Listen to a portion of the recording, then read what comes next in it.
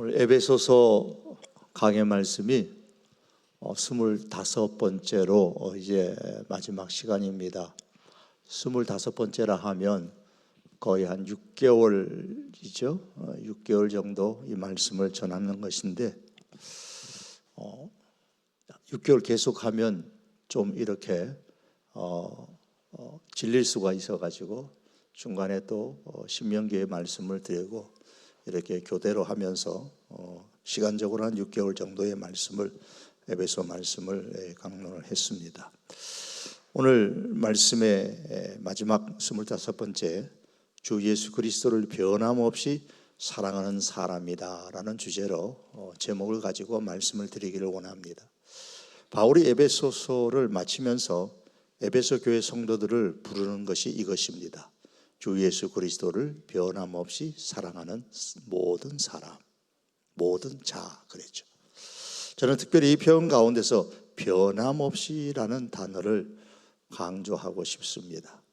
주 예수 그리스도를 사랑하는 사람은 많습니다. 그러나 주 예수 그리스도를 변함없이 사랑하는 사람이 필요합니다. 예수님을, 주님을 섬기는데 변함없는 사람이 필요해요. 예수님을 그리스도로 믿고 사랑하는데 변함이 없는 사람이 필요합니다. 로마의 황제 가운데 콘스탄틴 대제에 친족하였던 율리우스라는 사람이 있었습니다. 그는 기독교 집안에서 자라면서 세례까지 받고 성경을 배웠던 그런 사람입니다. 그러나 그는 어느 순간에 기독교를 완전히 등지고 헬레니즘 이교 신앙으로 회귀하고 말았습니다. 그런 황제가 된 이후에 오히려 기독교를 박해하고 또 기독교로부터 배교자라는 그런 별칭을 얻게 되었습니다. 처음에는 그리스도를 믿었지만 그 믿음이 지식과 권력에 밀려서 완전히 변질되어 버렸던 것이죠. 우리나라에 강반석이라는 여성이 있었습니다. 그 여성은 이름에서부터 신앙적인 배경이 드러나죠. 반석이라는 이름은 성경의 베드로를 뜻하는 것이죠. 당시 여성의 이름으로 매우 드문 기독교식 이름이었습니다. 이 강반석의 아버지가 강둔옥이란 분인데 이분은 평안남도 대동군에서 창덕학교를 세운 교육자고 칠골교회의 장로였습니다. 이 강반석은 이러한 철저한 기독교 가문에서 성장을 했습니다. 강반석은 그런 아버지의 신앙의 배경으로 평양 칠골교회의 집사로서 활동을 하면서 매우 성실하게 예배에 참석했던 것으로 기록되어져 있습니다. 혹자는 권사였다라는 말도 하지만 기록은 집사였다는 게 더 정확한 것으로 알려져 있습니다. 이 강반석은 단순히 이름만 걸어놓은 그런 신자가 아니고 주일 예배를 빠지지 않고 참석하고 성경 공부와 기도에 열심이었던 것으로 알려져 있습니다. 이 강반석의 첫째 아들이 김성주이죠. 어린 시절에 이 김성주, 우리에게는 익숙한 김일성입니다. 어린 시절에 이 김일성은 어머니를 따라서 교회를 출석하고 기독교 문화 속에서 자라났습니다. 이 어린 김일성은 어머니의 손을 잡고 교회에 다녔고 어머니가 기도하는 동안에 지금 과거에 많이 그랬어요. 어머니가 오랫동안 철야기도 하고 밤샘 기도하면 그 옆에 앉아갖고 이게 잠자고 또 엄마가 찬송 부르면 함께 흥얼거리며 찬송 부르고 그런 것을 찬송을 부르고 어머니의 기도하는 옆에서 잠을 자고 그러면서 교회 생활을 했던 어린 시절을 보낸 것으로 알려져 있습니다. 김일성의 회고록인 세기와 더불어라는 그 책에서 자신이 어린 시절 교회에 다녔던 사실을 언급하고 있다고 합니다. 이 김일성은 성경의 구조와 설교와 그리고 기독교의 조직 운영 방식을 깊이 이해하고 있었던 것에 틀림이 없는 줄 압니다. 그가 훗날에 북한 체제를 구축할 때에 기독교적인 형식을 차용하는 그런 토대로 만드는 것을 우리는 북한 체제에 대해서 배우면 잘 알 수가 있습니다. 주님을 향한 변함없는 사랑을 가졌던 한 여집사님의 신앙은 그 아들에 의해 전혀 다른 방향인 인간 우상화의 뿌리로 또 공산주의의 그러한 대표적인 인물로 이용되는 비극적인 결과를 낳고 말았습니다. 이를 보면 세대를 잇는, 자기뿐만 아니라 세대를 잇는 변함없는 예수님 사랑은 얼마나 귀한 축복인가라는 것을 생각하게 됩니다. 성경에 보면 마가 요한은 복음에 대한 열정으로 바울과 바나바의 선교 여행의 일정에 함께 동참을 했다가 힘이 들어서 중간에 포기했던 인물이죠. 예수님에 대한 순간의 열정은 있었지만 변함없는 사랑이 부족했던 것으로 보입니다. 여러분, 우리는 어떨까요? 주 예수 그리스도를 변함없이 사랑하신다고 생각하십니까? 아니면 연초에 주님을 향한 사랑과 연말이 다가갈수록 주님을 향한 사랑이 점점 이렇게 식어져 가고 있지는 않을까요? 무엇이 우리로 하여금 예수 그리스도에 대한 사랑을 식어버리게 만들까요? 은혜를 당연한 권리로 여기기 시작할 때에 사랑은 시들어 버립니다. 내가 이만큼 헌신했다라는 그런 생각이 들면 감사는 사라지게 되고 보상 심리만 남게 되어져서 주님을 향한 사랑이 변질되는 경우가 매우 많습니다. 또한 예수님께서 씨 뿌리는 비유를 통해서 주셨던 것처럼 세상의 염려와 유혹이 예수님에 대한 사랑을 변질시키고 시들게 만듭니다. 기독교 교회 역사를 보면은 박해 시대보다도 평화로운 시대에 신앙이 더 많이 그리고 쉽게 변질된 경우를 우리는 많이 발견할 수가 있습니다. 부족함이 없을 때 인간은 하나님을 찾기보다는 현재의 안락을 지키는 데 집중하게 되고 이때의 사랑은 형식만 남고 능력은 잃어버리게 됩니다. 서구의 교회나 미국의 교회나 그런 것을 따지지 않더라도 이 대한민국의 수많은 교회들을 보면 오늘 이 사실을 우리가 깊이 잘 알 수가 있습니다. 또한 이 신앙 공동체에서 우리가 고립하게 되면 신앙이 변질되기가 참 쉽습니다. 왜 하나님께서 교회를 주셨을까요? 하나님께서 교회를 이 땅에 주신 이유는 하나님 때문이 아닙니다. 우리 성도들, 우리를 위해서입니다. 왜냐하면 이 신앙은 홀로 유지하기 매우 어렵기 때문이죠. 교회를 통해서 건강한 영적 공동체를 형성하고 그 안에서 교제하고 함께 신앙생활을 해야 변함없이 예수님을 사랑하는 것이 훨씬 더 쉽습니다. 그래서 이 땅에 교회를 주신 이유 중에 하나입니다. 바울은 비록 로마에서 가택연금 상태에 있었지만은 변함없이 예수님을 사랑했습니다. 그리고 그 사랑으로 에베소 교회 성도들을 사랑했습니다. 그래서 바울은 자기가 가장 사랑하고 신뢰하는 사람들 중 한 사람인 두기고를 이 에베소 교회에 보냈습니다. 왜 보냈는지 오늘 성경은 말씀합니다. 22절은 이렇게 말씀하고 있죠.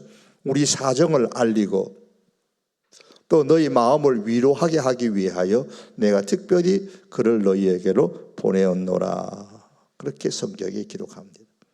이 말씀에 의하면 로마에 가택연금되어 있는 바울이 지금 로마에서 무엇을 하고 있는지 그리고 에베소 교회 성도들의 마음을 위로하기 위해서였습니다.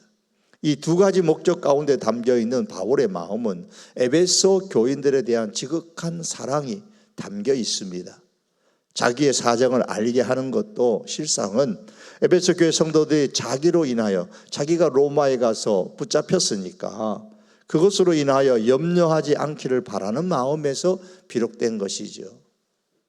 죄수의 몸으로 로마까지 갔는데 로마에 가서 가택에 연금되었다고 하는데 어떻게 지낼까? 얼마나 많이 염려했겠어요. 그 염려를 덜어주기 위하여서 두기고를 보낸 것이죠. 에베소 교회 성도들을 위로하기 위한 것입니다. 바울은 에베소에서 복음을 전하고 가르칠 때에나 지금 로마에 이송되어 가택연금 상태로 있어 에베소 교회를 떠나 있으나 주 예수 그리스도를 변함없이 사랑하는 사람이었고 그 사랑으로 에베소 교회 성도들을 마음에 품고 있었습니다. 그런 바울이 이제 24절에서 에베소 교회 성도들을 향하여 주 예수 그리스도를 변함없이 사랑하는 자라고 부르고 있습니다. 이 부름에는 바울의 마음이 담겨 있는 거죠. 에베소 교회 성도들이요, 주 예수 그리스도를 변함없이 사랑하십시오. 에베소서를 마치면서 마지막으로 그들을 향한 바울의 바람이, 한 목회자의 마음이 담겨 있습니다. 여러분, 우리 성도교회 교인들이 모두 다 주 예수 그리스도를 변함없이 사랑하는 그런 분들이 다 될 수 있기를 원합니다. 내 환경이 어떻게 변하든지 주 예수 그리스도에 대한 사랑은 변하지 않는 우리들이 될 수 있기를 원합니다. 그래서 주 예수 그리스도를 변함없이 사랑하는 사람들에게 오늘 바울의 축복처럼 하나님의 은혜가 있기를 원합니다. 그러면 내가 주 예수 그리스도를 변함없이 사랑하고 있는 사람이라는 것을 어떻게 증명할 수 있을까요? 여러 가지로 성경이 제시하는 내용을 근거로 해볼 때에 증명할 수가 있을 것입니다만, 그 중에 하나는 예수 그리스도에 대한 변함없는 사랑은 예수 그리스도를 위한 좋은 사람을 낳는 것으로 증명할 수가 있습니다.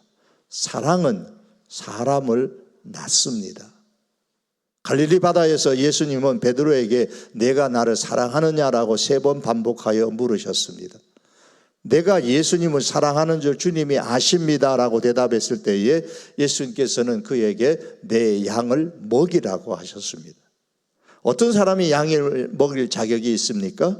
예수님을 사랑하는 사람입니다. 사랑이 사람을 낳는 힘이라는 거죠. 주 예수 그리스도에 대한 변함없는 사랑이 있는 그 사람이 바로 예수 그리스도의 사람을 낳습니다. 예수님을 이것을 아시기에 내 양을 먹이라 라고 말씀하기 전에 내가 나를 사랑하느냐고 먼저 확인하셨던 것입니다.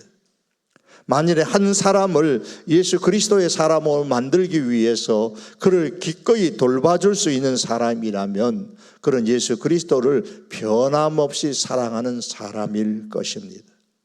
사람을 돌봐줄 마음이 식었다라는 것은 사람에 대한 사랑이 식은 것이 아니라 그 이전에 먼저 예수 그리스도에 대한 사랑이 식은 것입니다. 그렇다면 우리가 돌봐야 될 사람은 구체적으로 어떤 사람일까요? 우리 주변에는 삶의 방향을 잃고 방황하면서 누군가의 손길을 간절히 기다리는 영혼들이 참으로 많습니다. 이와 관련해서 한 가지 비유를 들면 이렇습니다. 저는 이 손금을 보지는 않습니다. 또 손금도 믿지도 않아요. 어떤 사람은 사람의 손바닥에 그 사람의 생명의 길이를 가름할 수 있는 생명선이 있다고 합니다. 여러분, 손바닥 딱 보면 어디가 생명선이라고 사람들이 얘기하죠. 그래서 손바닥의 생명선을 보고서 명줄이 길다 짧다라고 말하곤 합니다. 저는 이 손바닥과 상관없이 사람의 삶에는 2개의 선이 있다라고 생각합니다. 하나는 생명선이고 다른 하나는 목적선입니다. 30대, 만일에 30대에 죽고 70대에 땅에 묻히는 사람들이 있다고 가정을 합시다. 이 말이 무슨 말일까요? 이 말은 30대에 죽었다라는 말은 30대에 이미 삶의 목적을 잃어버렸기에 목적선이 죽은 것이고, 70대에 땅에 묻혔다는 것은 생명선이 다하였기 때문에 이제 죽어 땅에 묻혔다라는 말입니다. 사람이 비교적 젊을 때에 삶의 목적을 잃어버리는 데는 적어도 2가지 정도의 이유가 있습니다. 그중 하나가 큰 실패죠. 자신의 실패가 너무 크기 때문에 스스로 인생의 경주에서 자신은 낙오되어졌다고 생각합니다. 이런 사람에게 곁에서 돌봐주는 사람이 없으면 깊은 나락으로 떨어지기 쉽습니다. 폐인이 되거나 향락에 빠지거나 자살을 하거나 등등의 모습으로 전락하게 될 가능성이 있습니다. 또 한 사람은 큰 성공을 한 사람입니다. 유명해지고 부자가 되고 자신이 계획한 바를 일찍이 달성한 사람은 어느 날 갑자기 성공으로 인해 삶의 목적이 사라질 수가 있습니다. 그 결과 그 삶이 흔들리게 되죠. 결과적으로 이런 사람은 온 세상을 얻은 것처럼 보이지만 자신의 영혼의 생명력은 잃어버리고 맙니다. 이렇게 사람이 살다가 큰 실패로 인하거나 큰 성공으로 인하거나 세상에는 이런 사람들이 있습니다. 이럴 때에 누군가가 그 곁에서 그를 예수 그리스도를 변함없이 사랑하는 그 마음으로 돌봐줄 수만 있다면 그런 인생의 수렁에서 빠져나올 수 있을 것입니다. 그러나 그러한 모든 사람을 내가 다 돌봐줄 수는 없잖아요. 현실적으로 불가능하기도 하고요. 하지만 그렇다고 해서 누군가를 돌봐주어야 하는 책임을 결코 포기할 일은 아닙니다. 아마 이런 이야기를 들어보신 적이 있을 거예요. 한 사람이 해변을 걷다가 불쌍한 광경을 봤습니다. 수천 마리의 불가사리가 파도에 밀려서 모래사장에 올라와서는 뜨거운 햇빛에 그렇게 말라서 죽어가고 있는 모습입니다. 그래서 그 사람은 해변가를 걷다가 아래로 내려가서 한 마리를 집어가지고 다시 바다로 이렇게 던져주었습니다. 그런 몇 발자국 옮겨 놓을 때마다 이렇게 불가사리를 한 마리씩 바다로 다시 보내주었습니다. 그때 어떤 사람이 다가왔습니다. 이 사람이 이렇게 하는 행동을 보고서 이렇게 말합니다. 왜 그렇게 하십니까? 불가사리를 구하려고요. 그러자 처음에 그 사람이 웃으면서 그렇게 해변에 널린 수천 마리의 저 수많은 불가사리를 가리키면서 조소 섞인 목소리로 말합니다. 왜 그렇게 성가신 행동을 쓸데없는 일을 합니까? 그런다고 해서 아무것도 달라지지 않습니다. 그러나 이런 말을 듣고서도 그 사람은 계속해서 불가사리를 한 마리씩 잡아서 바다로 던져 넣었습니다. 물론 그 바닷가에 있는 그 수많은 불가사리를 다 이렇게 바다로 던진 것은 아니었죠. 또 던질 수도 없었습니다. 하지만 자신이 손 닿는 그곳마다 불가사리를 잡아서 바다로 던져 주었습니다. 그런 불가사리가 파도에 휩쓸려 사라지는 것을 보았습니다. 그리고 돌아서서 자신을 조소했던 그 사람을 향하여 이렇게 얘기합니다. 저놈에게는 분명히 달라진 게 있죠. 내가 잡아 바다로 다시 던져 넣은 저 불가사리에게는 분명히 달라진 게 있다는 말입니다. 이 세상에는 돌보아야 할 사람들이 대단히 많습니다. 그리고 이 교회 안에서도 우리가 관심을 가져야 할 사람들이 많을 겁니다. 그러나 그 많은 사람들을 내가 다 관심을 가지고 돌봐준다는 것은 사실 어렵습니다. 하나님은 우리에게 세상 전체를 구원하라고 요구하지 않으십니다. 내 한 사람이 세상 모든 사람을 다 돌보라고 요구하지도 않으십니다. 세상 전체를 구원하고 세상 모든 사람을 돌보는 것은 우리가 할 일은, 즉 내 개인이 할 일은 아닙니다. 우리의 일은, 내 개인이 할 일은 우리 주 예수 그리스도를 변함없이 사랑하는 그 마음으로 사람을 돌보는데, 내 손길이 닿는, 내 발길이 닿는 그 사람을 돌보는데 최선을 다하는 것입니다. 그래서 주 예수 그리스도를 변함없이 사랑하는 또 다른 사람을 만드는 것이 우리가 해야 할 가장 중요한 일입니다. 예수 그리스도를 변함없이 사랑하는 사람이 해야 하는 가장 중요한 일입니다. 이것이 인생 가운데 가장 중요한 일이죠. 나의 인생 가운데서 단 한 사람이라도 그렇게 만들 수 있다면 그런 가치 있는 삶을 산 것입니다.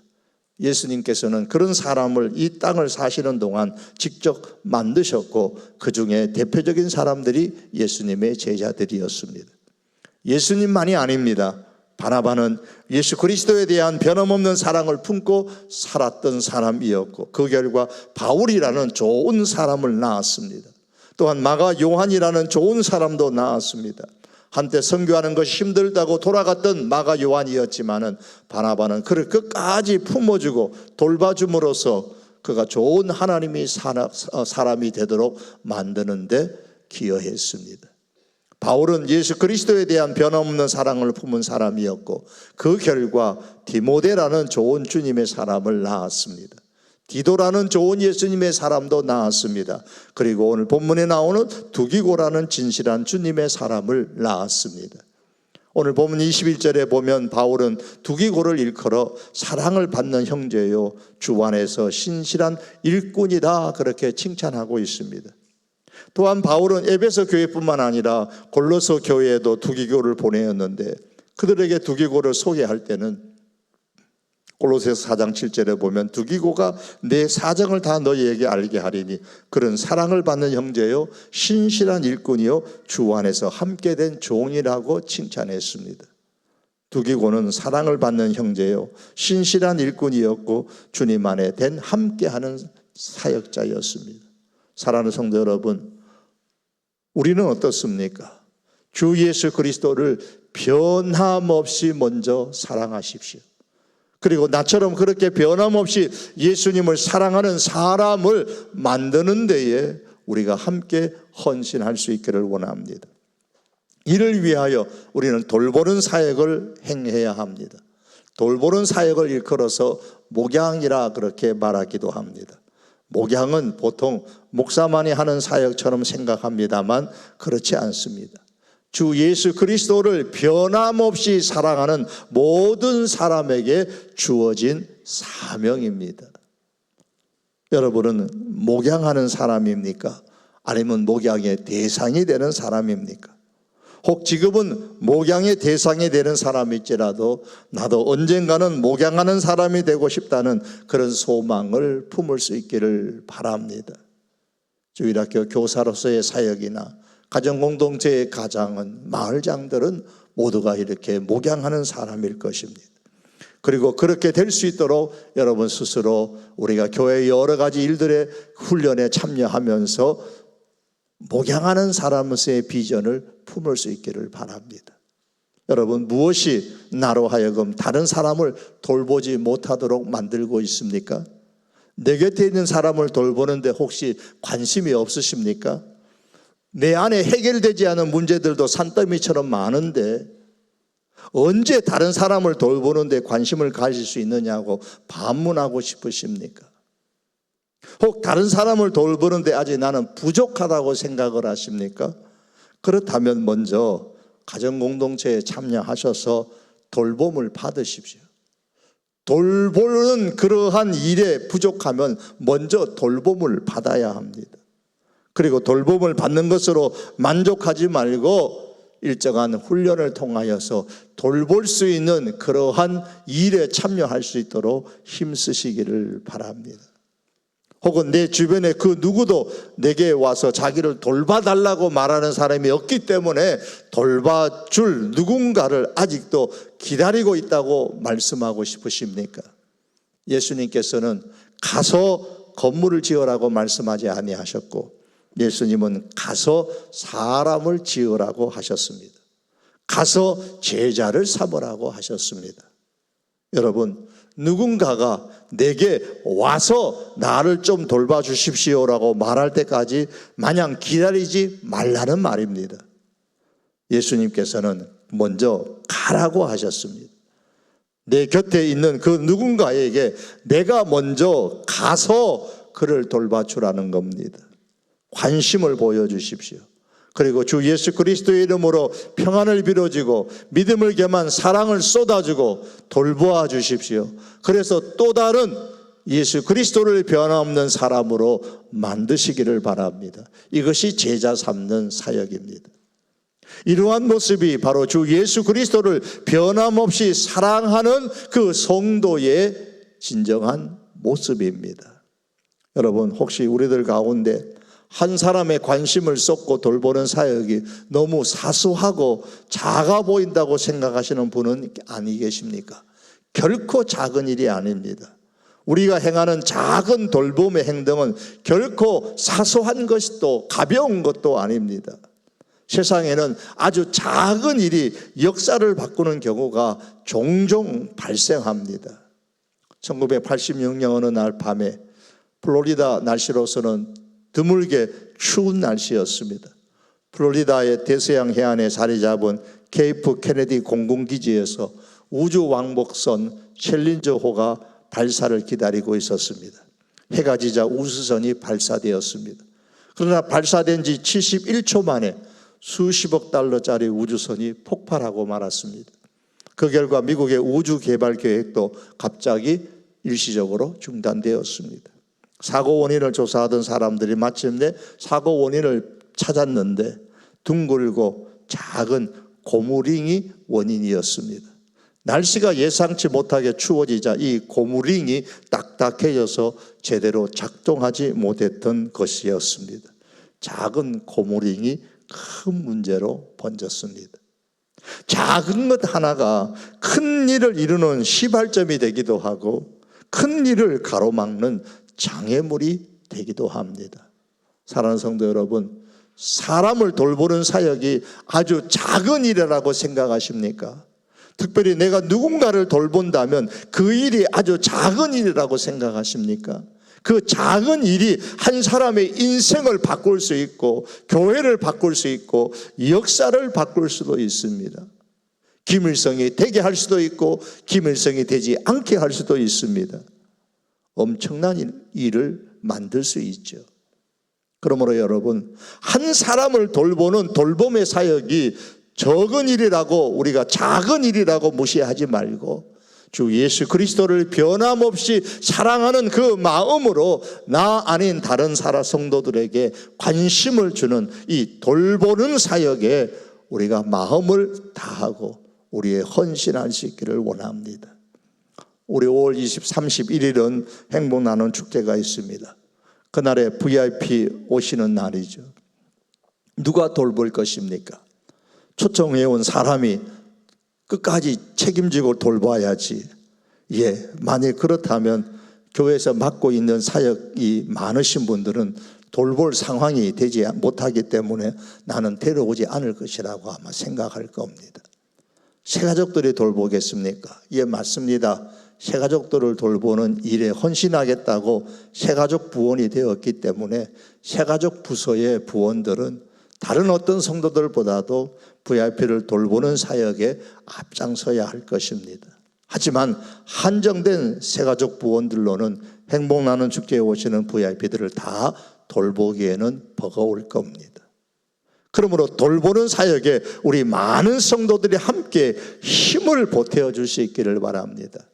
처음 보는 분들에게 내가 친절하게 행동하는 것도, 인사 한마디 하는 것도, 잘 오셨습니다 말 한마디 하는 것도 바로 돌봄 사역의 한 역할을 감당하는 것입니다.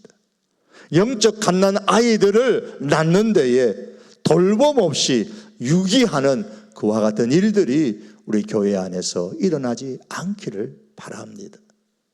돌봄을 받고 돌봄을 주는 사람에게는 큰 유익이 있습니다. 바울은 에베소서를 마치면서 이렇게 축복합니다. 23절과 4절입니다. 아버지 하나님과 주 예수 그리스도께로부터 평안과 믿음을 겸한 사랑이 형제들에게 있을지어다. 우리 주 예수 그리스도를 변함없이 사랑하는 모든 자에게 은혜가 있을지어다. 여기서 23절에 보시면 형제들이라는 단어가 나옵니다. 그리고 24절에는 주 예수 그리스도를 변함없이 사랑하는 모든 자라는 말이 나옵니다. 모든 자, 형제들. 지금 바울은 에베소 교회를 향하여서 편지를 쓰고 있기 때문에 이 형제들, 모든 자는 1차적으로 에베소 교회 성도들을 의미합니다. 에베소 교회 성도들이 누구라고 했습니까? 바울과 두기고로부터 돌봄을 받는 사람들입니다. 동시에 그들은 주님을 향한 그 사랑 안에서 바울과 이 두기고의 돌봄 안에서 서로를 돌보는 공동체원이기도 했습니다.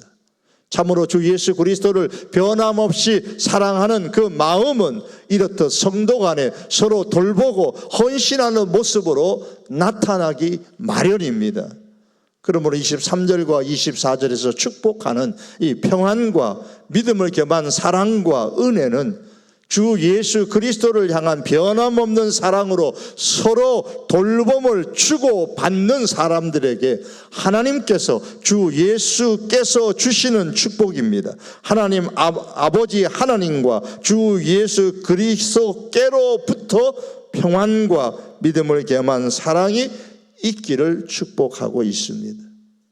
미국 인디애나주 엄레드에 위치한 테일러 대학교에 28대 총장을 역임한 제이 캐슬러라는 사람이 있었습니다. 이분은 늘 학생들에게 얘기할 때에 여러 가지 얘기를 하는 가운데 특별히 이런 질문을 했습니다. 당신의 장례식에 참석하여서 시계를 들여다보지 않을 사람이 몇이나 되겠습니까? 왜 시계를 쳐다볼까요? 의무감이나 예의상 찾아와서 빨리 자리를 뜨려고 시간을 확인하는 것이죠. 그러한 시계를 쳐다보는 사람이 아니라 진심으로 애도하며 곁을 지켜줄 사람이 얼마나 되겠느냐라는 뼈아픈 질문입니다. 여러분, 오늘 밤 돌아가셔서 주무시기 전에 깊이 한번 생각해 보십시오. 오래오래 사시기를 바랍니다. 그러나 내가 죽을 때에 이처럼 진실한 관심을 갖고 나의 장례식에 참석하여 나를 그리워할 사람이 과연 얼마나 될까? 결국 장례식장에서 사람들이 시계를 보지 않고 머무르게 만드는 힘은 평소에 우리가 그들에게 베푼 사랑과 헌신적인 돌봄에서 나오는 법입니다. 나의 장례식에서 사람들이 흘린 눈물의 양은 내가 살아오면서 다른 사람들을 돌보다가 흘려준 눈물의 양과 비례한다고 오늘 글에는 그렇게 기록했습니다. 만일 내가 다른 사람들과 함께 슬픔과 기쁨의 눈물을 흘린 적이 없다면 사람들은 나의 장례식에서 단 한 방울의 눈물도 흘리지 않고 금방 시계를 보고 돌아갈 것입니다. 하지만 만일 내가 인생의 과정에서 돌봄 때문에 다른 사람들을 위해 많은 눈물을 함께 흘렸다면 장례식에 참석한 많은 사람들이 시간 가는 줄 모르고 깊은 애도의 마음으로 마음속으로나마 깊이 눈물을 흘릴 것입니다. 우리는 우리의 장례식이 그런 장례식이 되기를 원합니다. 왜냐하면 그것이 바로 우리가 가치 있는 인생을 살았다는 증거이기 때문입니다. 사랑하는 성도 여러분, 이 세상에서 한 번뿐인 인생을 살아가는데 정말 가치 있게 살다가 하나님 앞에 가야 하지 않겠습니까? 그렇다면 주 예수 그리스도를 우리도 변함없이 사랑하십시다. 많은 주변의 사람들로부터 저분은 예수 그리스도를 변함없이 사랑하는 사람이야. 예수님을 믿고 예수님을 사랑하는데 변함이 없어. 그런 말을 들을 수 있는 우리들이 되기를 원합니다. 더 나아가서 예수님을 향한 변함없는 사랑으로 목양의 비전을 품고 돌봄의 비전을 품고 사람을 돌보는 사람이 되고 사람을 변함없이 주님을 사랑하는 사람으로 낳는 그런 하나님의 사람들이 우리가 함께 될 수 있기를 원합니다. 그로 통해서 하나님과 예수 그리스도로부터 평안과 믿음을 겸한 사랑과 은혜를 얻는 하나님의 복된 인생이 우리 다 될 수 있기를 주님의 이름으로 축복합니다. 기도드립니다. 주님, 변함없이 주님을 사랑하는